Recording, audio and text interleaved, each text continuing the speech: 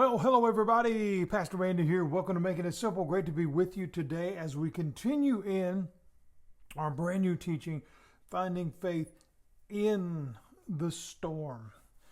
Now, again, we're taking this from Matthew chapter 14 and the story of Jesus walking on the water. The disciples were in a literal storm, the wind and the waves and what have you. But I want us to look at that and understand the illustrative purposes of that, of the things that we face in life every day. Storms that come, financial, health, family, emotional, spiritual, they're all there. They're all real. We come to our story and we find some amazing components in this. But I want to build this story over the next several lessons and get us to understand exactly what is being said. Again, I want to share with you, this is Matthew chapter 14, verses 22 through 33. Now, we'll be referencing that at times during this, but that's the reference that this is coming from. So we find that Jesus has just finished the feeding of the masses. Now, oftentimes that's written the feeding of the 5,000. Quite honestly, there was a whole lot more people there than that because it says 5,000 men. And so there obviously was their families there, women, children, what have you. So there was a lot of people there. So this had just taken place. So this is the setting, if you will, of the story. And it tells us that Jesus is dispersing the crowd. He's dealing with that and sending them on their way. But prior to that, he had sent the disciples out to the boat and told them, go ahead. You go ahead. I'll take care of this. You go ahead. Why? Well, they needed to process what they had just seen. We got to understand the magnitude of this story. We got to understand the magnitude of this miracle, if you will, because when they looked upon this big crowd, all right, Jesus said to them, how are we going to feed them? Don't send them away without anything. How are we going to feed them? Well, instantly, the rebuttal to that was, I don't have enough. I this, I that. But Jesus never said I. He said we. That's an important lesson too as we move toward this storm, because oftentimes as we're entering into a storm, we very often were the ones that put ourselves there, because the resource, not to avoid the storm, but the resource to navigate the storm is often there, but we choose to go it alone. So as they've seen this, Jesus said, how are we going to feed them? Of course, panic set in, and everybody's searching their pockets, and everybody's thinking about, we don't have anything. How in the world are we going to do that? How many times have you asked yourself that question? How in the world am I going to do that? What is the key word in that statement? I. We go back to creation, and God said it is not good that man would be alone. Many people only teach that from a spousal reference. That's not what that means. He said, I want to walk with you. Because when you do it alone, you only do it on your resources. So, if you are facing the crowd, let's just say it is 5,000, much less 15 or 20, and you're tasked with feeding them, and it's you, what would you do? Well, you would panic too, right? And you would ask the question, how in the world am I going to do that? Because it seems insurmountable. That seems like a mountain that absolutely could not be climbed, because I don't have the financial resources. I don't know a store that has that much food. I can't cook that much. We could come up with 1,000 different reasons. But the pivotal part of that is not the enormity of the crowd. It is not the seemingly impossible task. It's God saying, will you trust me enough to do this? finding faith, holding on to that faith in the storm. Not after, not before, in it.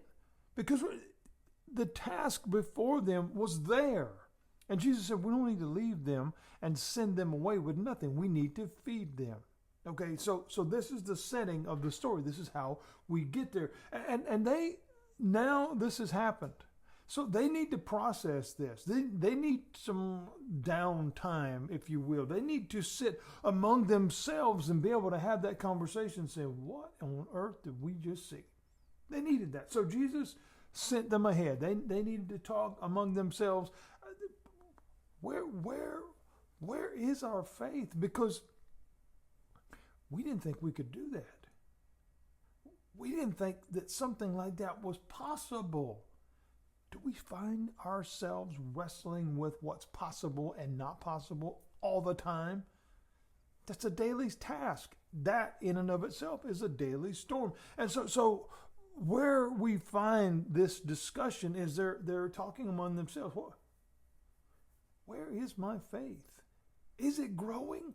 Or is it really stagnant? Is it not there at all? Is it really confused? We find Jesus, after the crowd is gone, he's dealt with that. He goes up into the mountain by himself, and it tells us he goes there to pray. Now, the importance of that for us is shining the light on the importance of prayer. But also what it's focusing on is our alone time, our focal time, if you will, with the Father before taking on stuff. See, because Jesus was getting ready to do something that was even a bigger thing than what had just happened. Not only are we foreshadowing, obviously, the time in times to come of the cross, but he's about to walk out to see his disciples who have gone on before him in a boat, which means they're not at the shore anymore, which means they're where? On the water. Now, he's going to go see them. It's going to take us a little while to get to that point, but here's what we find. He's praying. The idea of praying before we take on stuff, rather than immediately going to, how am I going to do it? Do we see how those two things go together? Do we see how preparing for the storm is not preventing it? Okay, the National Weather Service, they're saying, hey, there's a storm front on the way. There's a cold front on the way. There's a hurricane on the way. There's conditions that meet the necessities for a tornado. Whatever the case, if we know that prior to that, and we have the opportunity to prepare for that, that doesn't stop the storm, but it allows us to navigate the storm. That's our prayer life. That's what God is trying to show us through this illustration, is if you trust me, if you will walk with me into the storm, we, key word, will come out of the storm. Jesus always sets the greatest examples. And so when you're reading, I want to challenge you with this. When you're reading, when you're studying, look at, and again, not to be cliche, not to have the rubber wristband and the plate on your car. What would Jesus do? How did he handle it? He handled it the exact way that he wants you and I to handle it. Because he handled it as a human. Not as a deity. As human.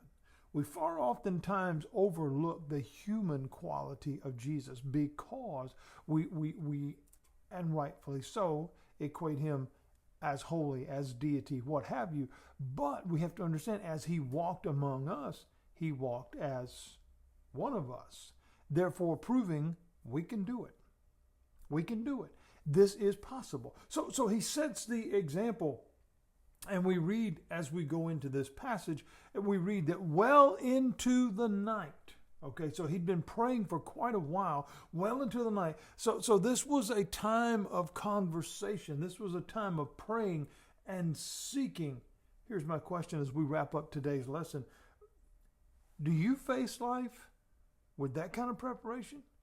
Not just a passing, a glance at something, but a real prepared heart. As we look at the difficult tasks, as we look at different things, as we navigate the day, do you begin your day with thank you, Lord, for another day? Lord, I need your help to get through it. I need wisdom. I need guidance. I need counsel. How do you face each day? How do you face the potential storm? Do you do it frantic? Do you do it with, how am I going to do this? Do you begin by searching and scrounging through your pockets to see if there's enough to do it? Or do you turn to the one who can give you the knowledge and wisdom to navigate it? We'll talk more about this tomorrow as we come right back here at Making It Simple.